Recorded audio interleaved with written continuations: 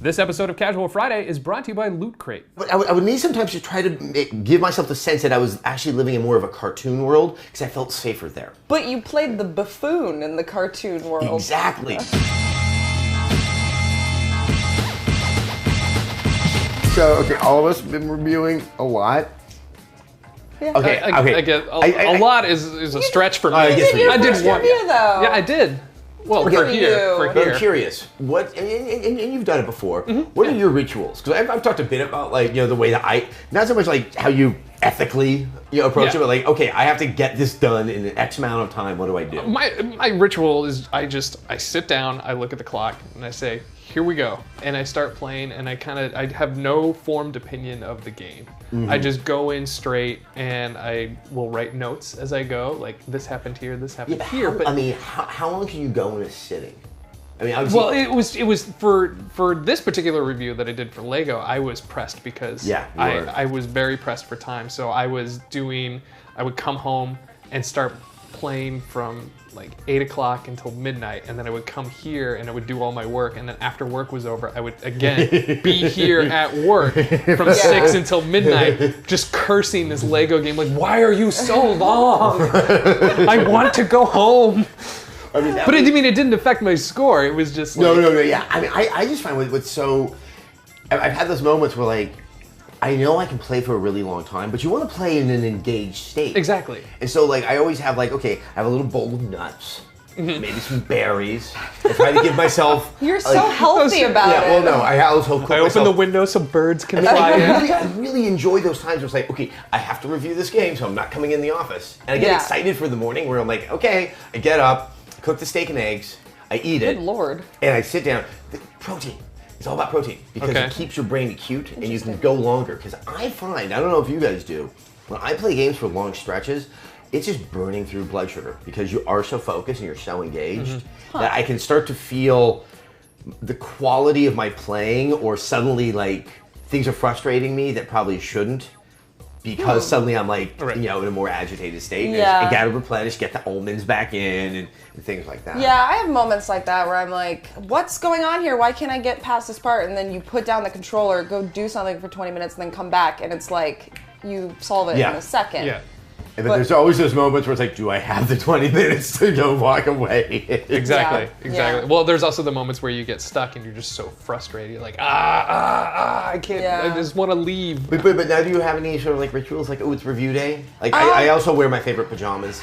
I have to get dressed even if I'm playing at home, like in real pants, or I'll just like, I don't know, it puts me in a weird mood if I wear pajama pants for the whole day. Really? So I'll usually get up early, make myself breakfast, start playing the game, make lunch. I basically take breaks to eat food and nothing else. Yeah. So I'll play from like 9 a.m. to like 11 p.m. with a couple hours of breaks in between. So I usually work it so that I am not super stressed. Then again, I've also not had that many situations where I like have to review a game in like 2 days or something. You know, it really is actually a little more infrequent. Like those, those ones where like, you really don't. It's like just hopefully you have the time to put aside. But I found a couple of times when I'm playing games, especially ones I'm really enjoying, it starts to also like neuter my appetite. Like I need more food, but there's kind of a natural kind of adrenaline and dopamine firing off. That's kind of I do not that. making me hungry, even though I probably should sit down and eat something. I do that as well. Hungry. I do that as well. I mean, in your like, I need to get in my favorite pajamas thing. I just don't shower. I just kind of, it's true. I just kind of roll out of bed and I'm like, today's the day we're just playing video games all day. Don't care, honey. That's how you do it. That's how I do it. Well, there's something I call the underwear effect, and it's happened. Like the first time I noticed it happen was Uncharted 2. It's happened quite a few times since then, where I'll wake up in the morning. And I tiptoe over my wife because I'm so excited to go play the game. I don't want to wake her, so I can just get in like an hour or two, and but before I have to be a responsible husband and talk, and act human or something like that. That's me every Saturday morning. And that usually means this game is really, really good. Yeah. So I'm curious how you write your reviews though, because when I first started, I would write probably half the review while I was still playing the game. And then I realized a lot of times things can change very dramatically like the endings. Exactly, because I was always like, well, crap, I'm gonna forget, this and this and this. So now I just sort of take notes about important things that I want to make sure to hit in my review. But as far as actually writing it, I just wait until the end of it. Yeah. Do you guys do the same thing? I wait until the very end. I mean, what I know I do when I'm playing it is I'll start to highlight certain moments that can be indicative of, I think of something like an issue with the game or a really high point of the game. I think a good example is Splinter Cell, when I think it was the train yard sequence, where I'm like, yes, this is exactly what's so awesome about this game, because they haven't tortured the environment to fit Splinter Cell. They really made something that, by its own nature, offers all these diverse paths for Sam Fisher to go. And then I usually, after that, a sentence will start to form. I'm not writing the review, but kind of key points of it start to get articulated in my head.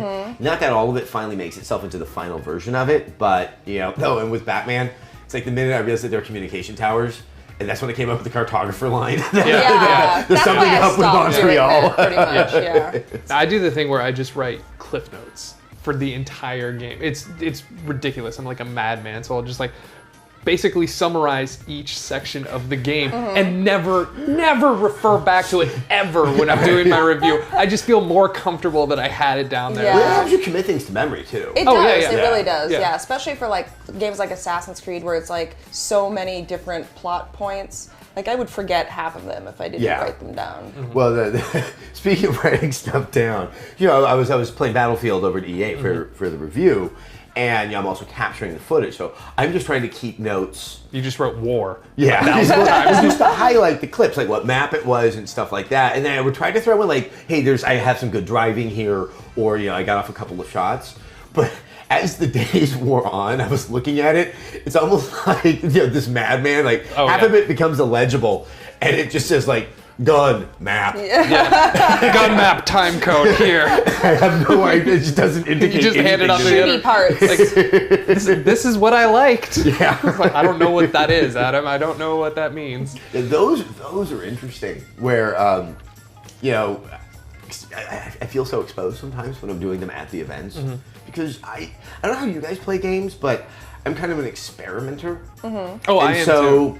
If you saw how I kind of, especially when I'm beginning something, you would think I'm absolutely incompetent, because I want to just see how diverse the games can going. But when you're in a multiplayer setting, and I think multiplayer you have to be experimental, but there's the natural resistance of other people trying to kill you. Yeah. Yes.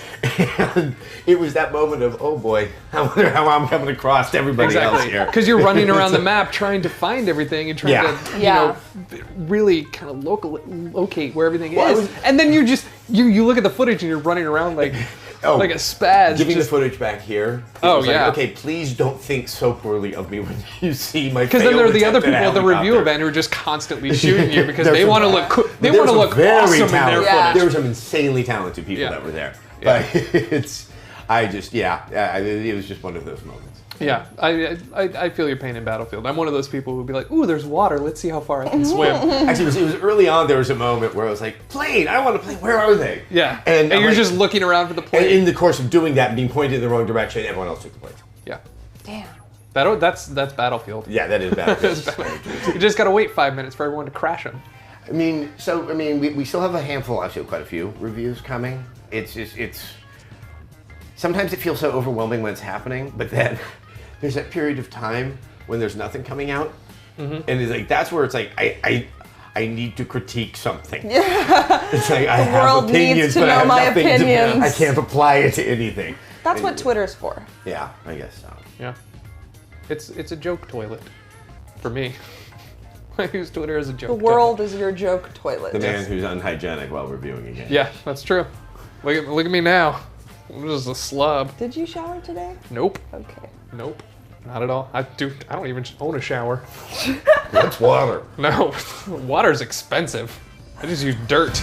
And now let's take a moment to thank our sponsor, Loot Crate. Loot Crate is an awesome service for geeks and gamers that delivers you this handy dandy box for $20 a month filled with all sorts of goodies. This month's box is a special zombie theme package featuring Max Brooks' Zombie Survival Guide, an E-Walking Dead shirt, and way more. You can sign up and support Rev3 Games by going to lootcrate.com/Rev3Games and get 10% off your order when you enter the code REV3 at checkout.